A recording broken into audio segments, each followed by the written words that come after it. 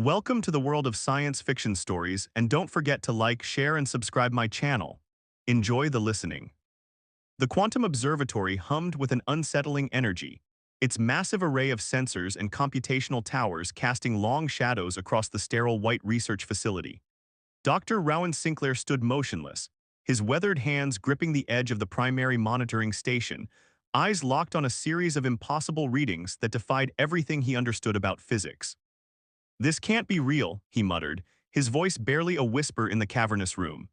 The data streams flickered with an otherworldly pattern, a complex dance of quantum signatures that suggested something was tearing through the fabric of spacetime itself. Rowan had spent decades studying quantum mechanics, pushing the boundaries of human understanding. He dedicated his life to unraveling the mysteries of the universe, but nothing could have prepared him for what he was witnessing now. The quantum sensors were detecting massive gravitational anomalies, punctures in the quantum realm that suggested not just an intrusion, but a deliberate, calculated invasion. His research assistant, Petra Rodriguez, approached cautiously. She was young, brilliant, and typically fearless. But now her hands trembled slightly as she reviewed the same data. "Dr. Sinclair," she said, her voice tight with controlled panic, "these readings, they're not just theoretical breaches. Something is coming through." The facility was nestled deep in the Atacama Desert, chosen for its isolation and minimal electromagnetic interference. The Chilean government had invested billions in this research complex, believing it would unlock the secrets of quantum communication and potentially revolutionize global technology. Instead, it was becoming ground zero for humanity's greatest threat. Rowan pulled up a three-dimensional holographic representation of the quantum anomalies. What had initially appeared as random fluctuations now revealed a terrifying pattern. Something was methodically creating quantum tunnels, not just random tears, but precise, engineered breaches that suggested an intelligence far beyond human comprehension. "We need to alert the global scientific community," Petra suggested, her fingers already moving across the holographic interface. Rowan shook his head. "No, not yet. If we raise an alarm too soon, we'll be dismissed as conspiracy theorists. We need more data, more proof." His years of scientific skepticism warred with the growing sense of dread that was consuming him. The quantum sensors began to pulse with an increasing intensity. Colors that shouldn't exist in the electromagnetic spectrum started to bleed through the holographic display, deep ultraviolets and impossible crimsons that seemed to vibrate with an alien frequency. A sudden burst of energy cascaded through the facility's systems. Computers flickered, emergency backup generators hummed to life, and for a moment, the entire complex seemed to hold its breath. "Petra, start recording everything," Rowan commanded. "Every single data point, every quantum fluctuation. We're witnessing something unprecedented." The young researcher nodded, her fingers flying across multiple interfaces. Years of training had prepared her for complex scientific documentation, but nothing could prepare her for the raw, primordial fear that was beginning to seep into her consciousness. Outside the facility's reinforced windows, the Atacama Desert remained unchanged, a vast, empty landscape of red and brown, utterly indifferent to the potential apocalypse unfolding within the research complex. Distant mountains stood as silent witnesses, their ancient rocks having seen countless transformations over millions of years. Rowan's mind raced. The quantum breaches were creating a map, no, not just a map, but a pathway. Something was preparing to cross over, to transition from whatever realm or dimension existed beyond human perception. "It's deliberate," he whispered to himself.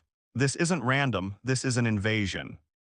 As if in response to his realization, the quantum sensors erupted in a symphony of impossible data. Gravitational waves began to distort the very fabric of local spacetime. The facility's advanced stabilization systems groaned under the unprecedented stress. Petra looked up, her face pale. "Dr. Sinclair, the quantum tunnels, they're expanding. Whatever is coming, it's massive." Rowan knew in that moment that everything was about to change. Humanity stood on the precipice of first contact, but this was no peaceful encounter. This was the beginning of something far more profound and terrifying.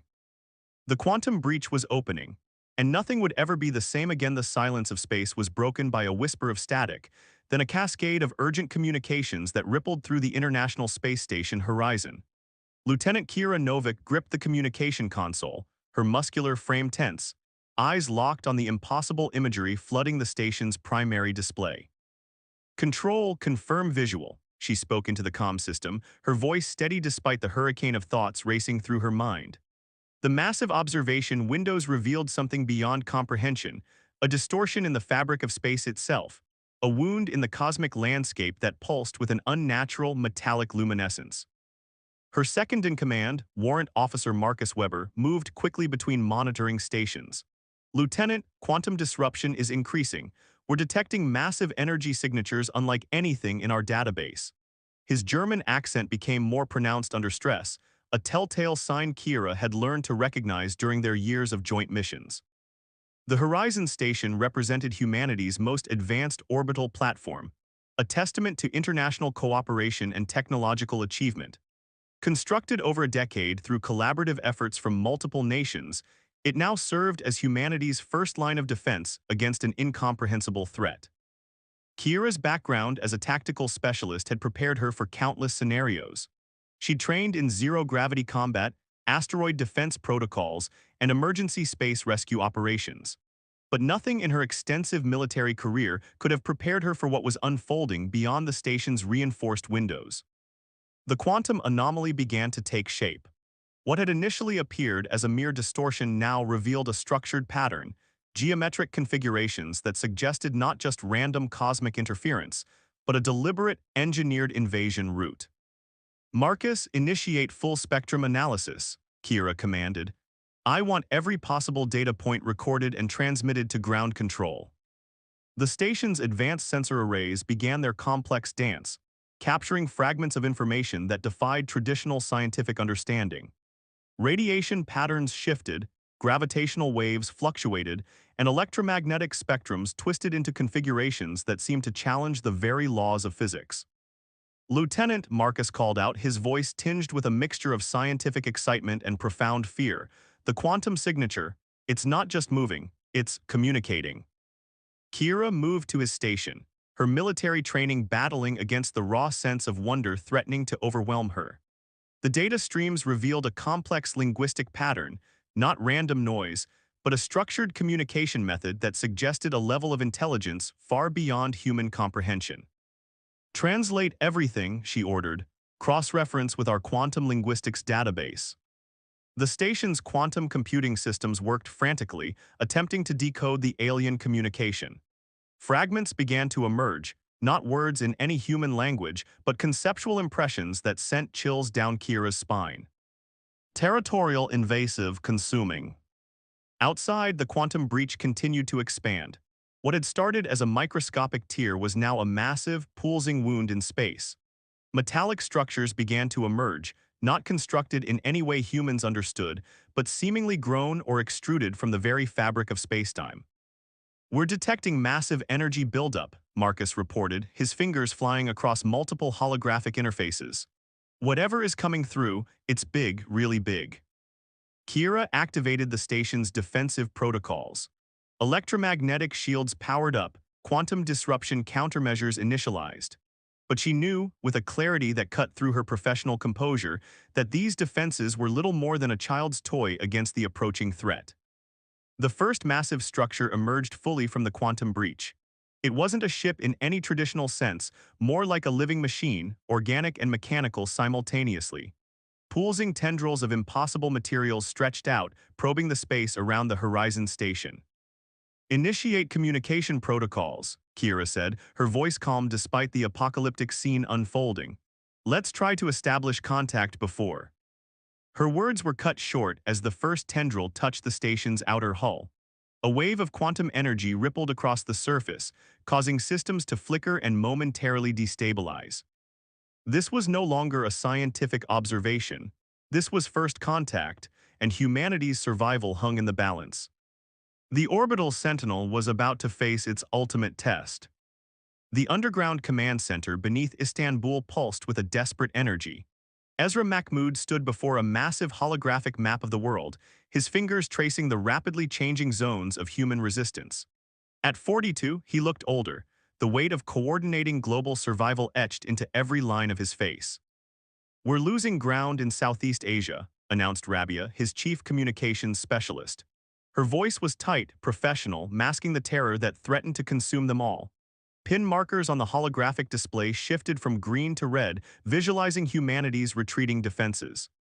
The resistance network had begun as a loose collection of scientists, military personnel, and civilians who first recognized the true nature of the alien threat. Now, it was humanity's last hope.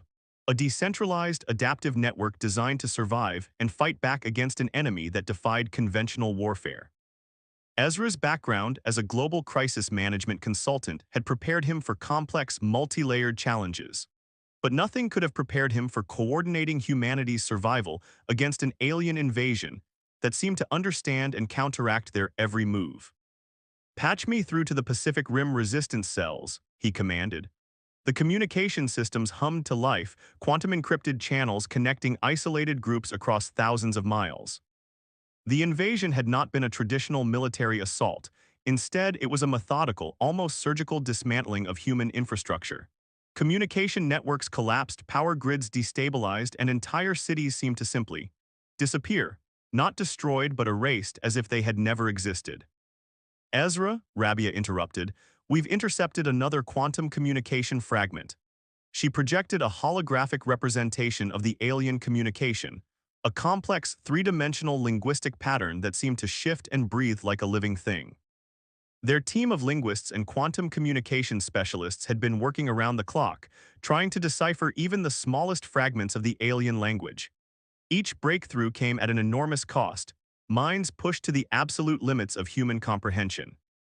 "Analyze it," Ezra said, his eyes never leaving the global map. Zones of human resistance were shrinking, like drops of water evaporating under an intense heat. The resistance had discovered something terrifying about the invasion. These weren't conventional conquerors. They weren't interested in occupation or resources in any way humans could understand. It was something more profound, a systemic elimination, a fundamental restructuring of reality itself. "Movement detected in the African resistance corridor," another specialist called out. "They've developed a quantum disruption protocol using local resources." Ezra allowed himself a momentary spark of hope. Humanity's greatest strength had always been adaptability. Where traditional military might had failed, small, innovative groups were finding unconventional ways to resist. A quantum communications specialist named Victor approached, his hands trembling slightly. "We've decoded another fragment of their communication. It's complex. They're not just invading, they're restructuring."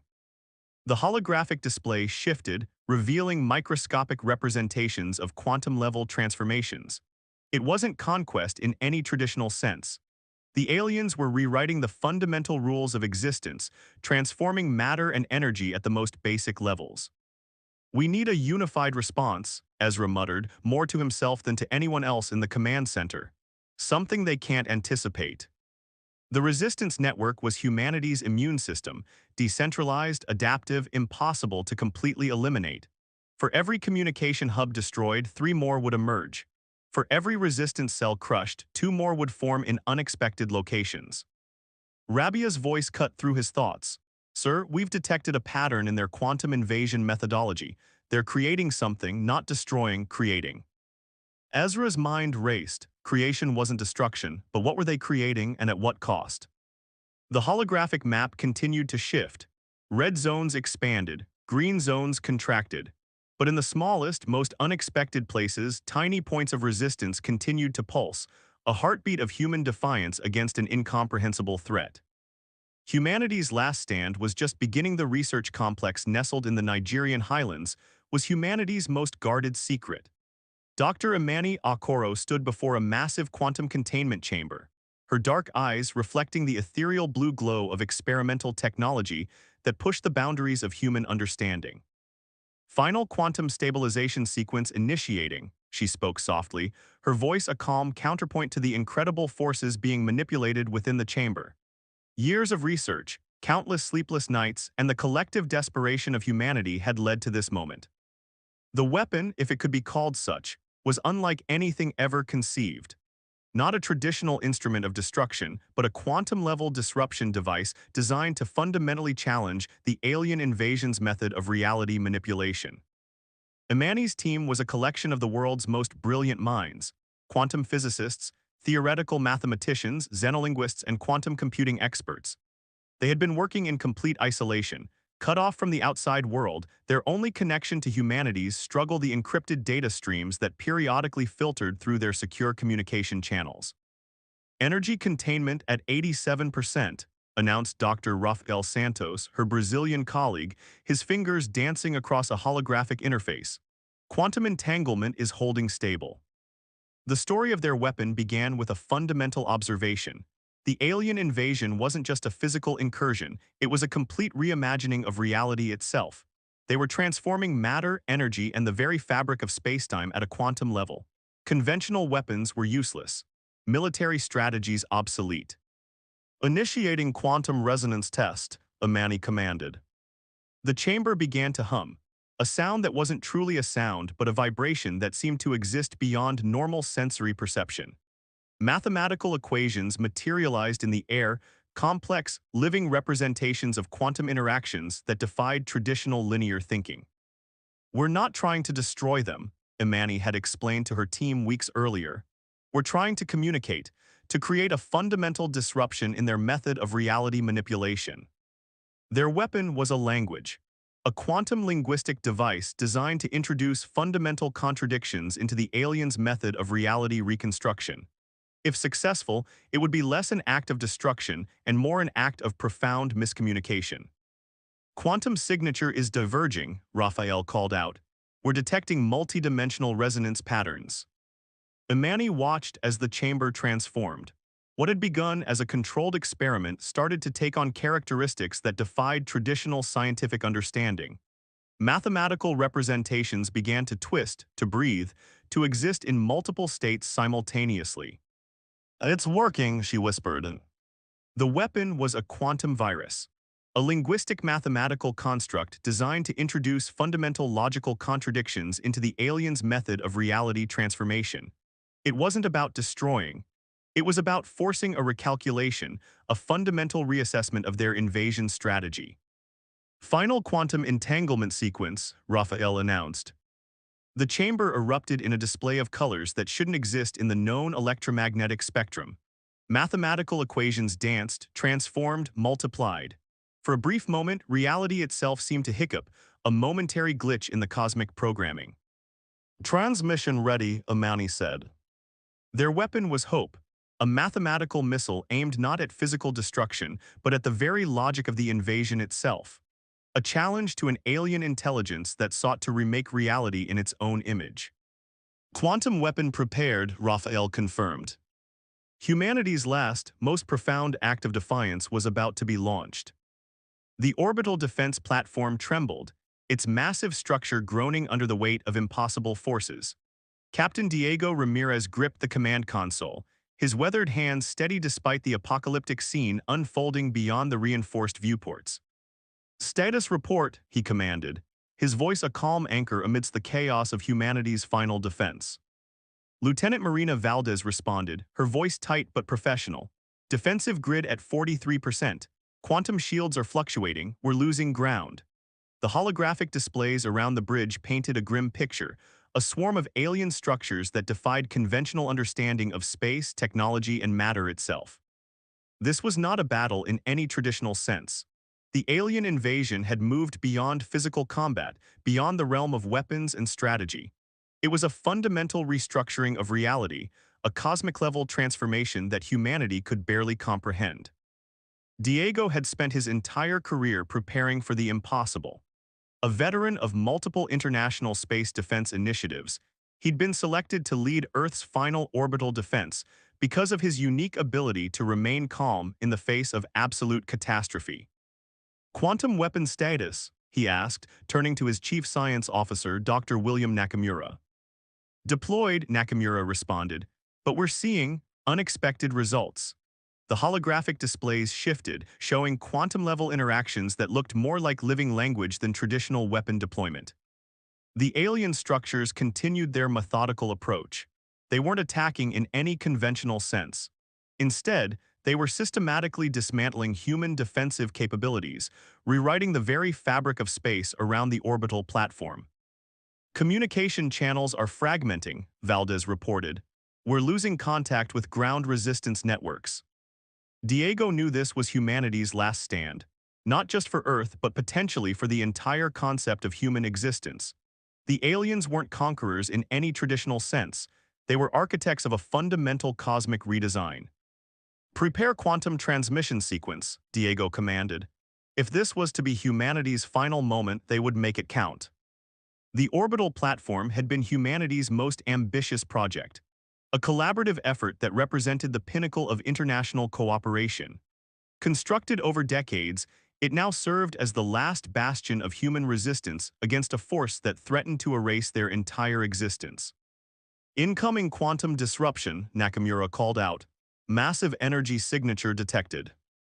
The alien structures began to pulse with a light that wasn't truly light, a manifestation of energy that existed beyond human perception.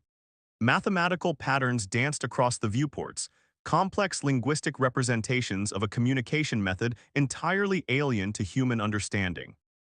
Activate final protocol, Diego said softly.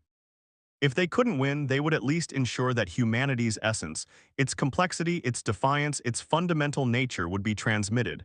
A final message, a cosmic declaration of existence. The quantum transmission began, not a weapon, not a plea, but a statement. We are here, we exist, we will not be forgotten.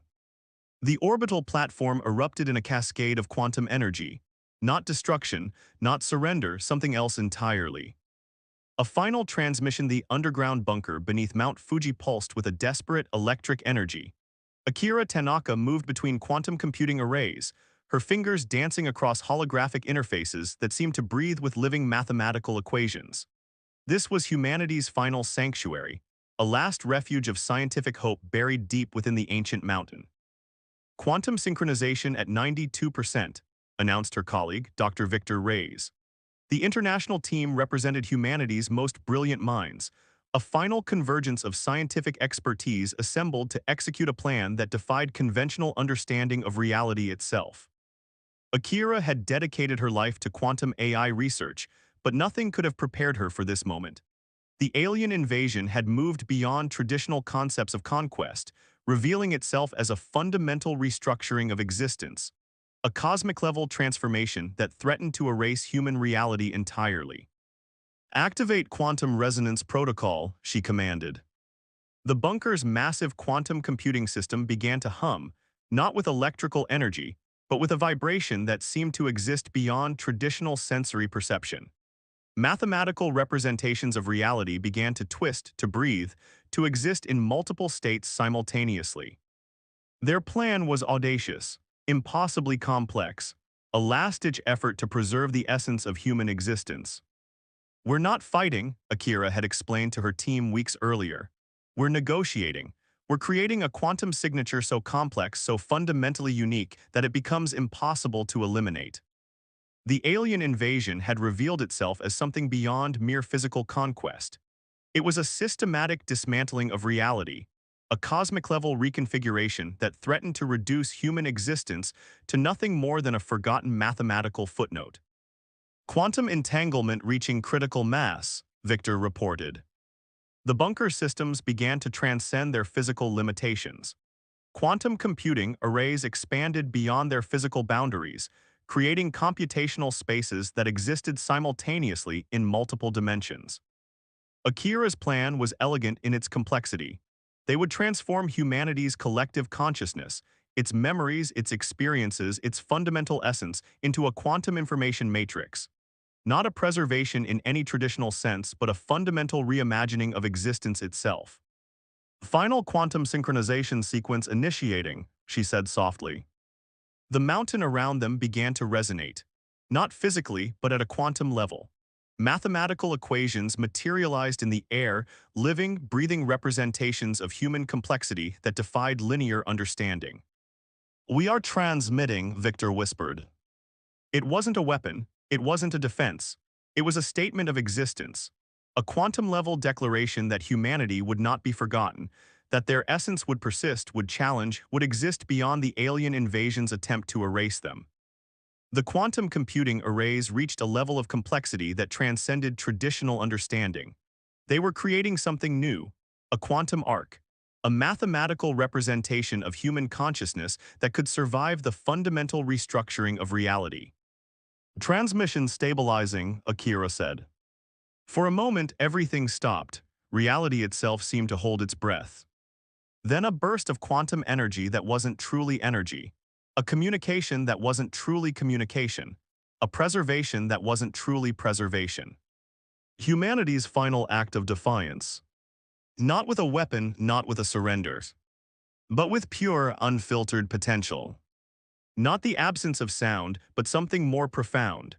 A quantum stillness that stretched across dimensions previously unknown to human comprehension.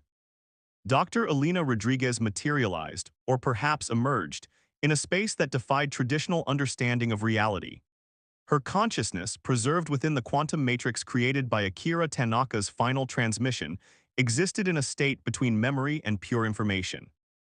"We survived," she whispered, though the concept of sound had become meaningless. Around her, fragments of human consciousness drifted. Not individuals in any traditional sense, but quantum imprints, memories, experiences, collective knowledge transformed into living mathematical constructs. The alien invasion had been stopped, but not through destruction, through transformation. The quantum arc created by Akira and her team had been more than a preservation technique. It was a fundamental reimagining of existence itself. Humanity had not been destroyed. They had been translated.